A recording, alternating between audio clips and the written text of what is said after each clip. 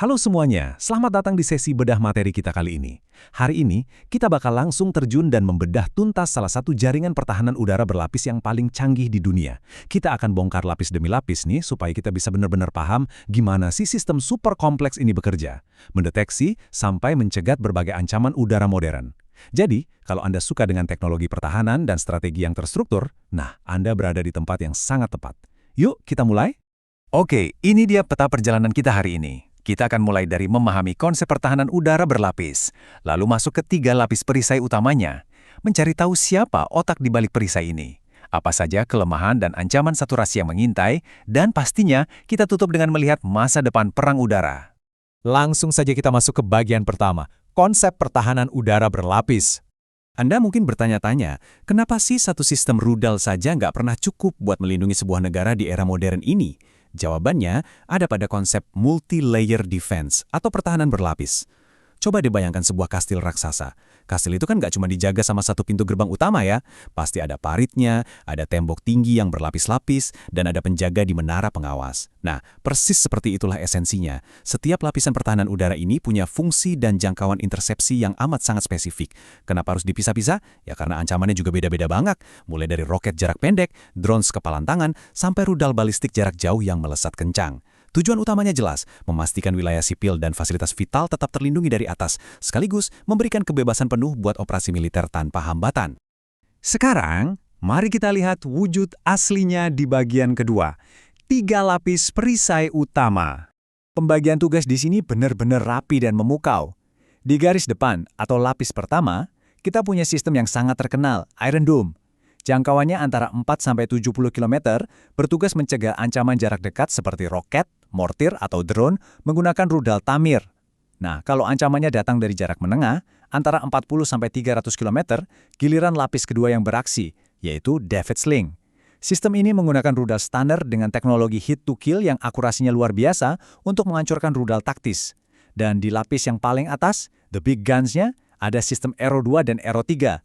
Tugas mereka murni untuk menghadang ancaman raksasa seperti rudal balistik strategis dari jarak yang amat sangat jauh. Tapi jujur aja, bagian yang paling bikin takjub adalah kemampuan dari si Aero 3 ini. Sistem ini nggak cuma menembakkan rudal ke udara biasa loh. Cara kerjanya udah kayak di film-film sci-fi. Aero 3 ini secara khusus dirancang buat melakukan intersepsi di luar atmosfer bumi atau exoatmosferik. Konsepnya sangat mirip dengan sistem THAAD miliknya Amerika Serikat.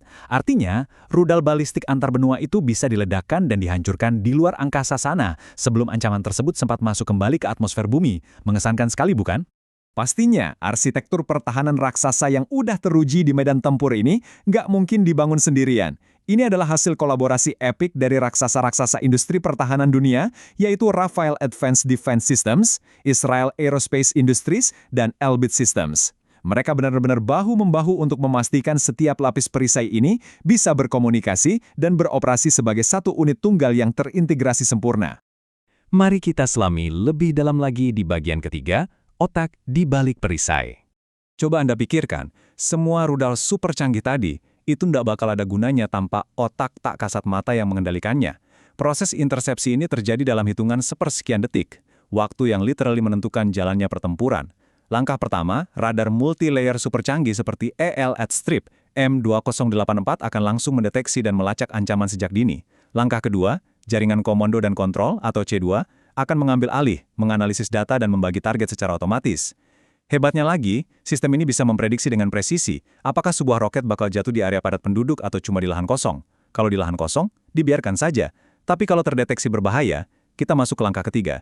Sistem secara otomatis dan instan memicu rudal pencegat yang paling pas, cepat dan tanpa ampun. Tapi, tunggu, respons kilat tadi nggak cuma bergantung pada radar di darat saja. Seluruh sistem pertahanan ini dijahit oleh sebuah jaring laba-laba intelijen raksasa. Ada aliran data instan dari satelit, pemantauan real-time dari pesawat nirawak alias drone, sampai integrasi dengan pertahanan siber dan intelijen elektronik. Dukungan data selengkap inilah yang bikin sistem ini sangat adaptif. Mau itu menghadapi taktik lama, ancaman masa depan seperti kawanan drone swarm yang jumlahnya gila-gilaan, sampai potensi rudal hipersonik sekalipun, sistem ini siap merespons secara dinamis. Namun, sekuat apapun sebuah perisai, pasti ada kelemahannya. Kita masuk ke bagian keempat, kelemahan dan ancaman saturasi. Nah, disinilah letak masalah terbesarnya. Ada asimetri ekonomi yang sangat parah terjadi di udara. Bayangkan, di satu sisi, kita punya amunisi interseptor super canggih yang harganya, wow, bisa mencapai jutaan dolar per peluncuran. Sangat mahal. Di sisi lain, ancaman yang datang seringkali cuma berupa roket rakitan sederhana atau drone komersial yang dimodifikasi. Biayanya super-duper murah. Secara logika ekonomi militer, ini jelas sebuah dilema yang mengerikan. Menembakkan misil bernilai jutaan dolar cuma buat menghancurkan pipa besi terbang seharga beberapa ratus dolar itu, untuk jangka panjang adalah strategi yang bisa bikin negara manapun bangkrut. Dan ketimpangan ekonomi inilah yang melahirkan sebuah kerentanan strategis yang sangat mematikan yang dikenal dengan nama saturation attack atau serangan saturasi. Intinya begini, pihak lawan sengaja meluncurkan ancaman udara dalam jumlah yang masif banget di satu waktu, murni mengandalkan kuantitas.